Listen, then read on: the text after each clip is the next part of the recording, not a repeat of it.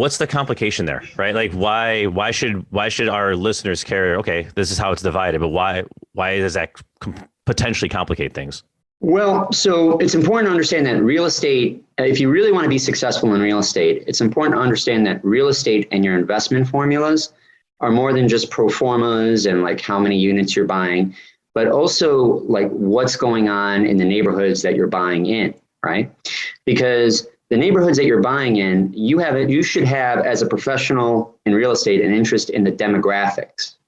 And when you're buying mixed use property, that's especially important because there's a commercial aspect to it. And those businesses rely on, feet on the street, rely on commercial traffic.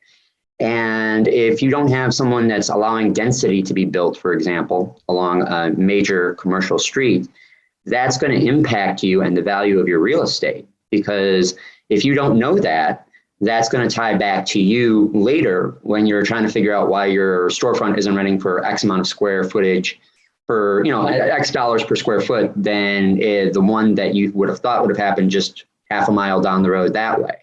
What's going on over there? You can see this a lot in Chicago, by the way. If you drive around Chicago, you could see development come up to like a street. And then if you haven't noticed, it stops, and it stops hard.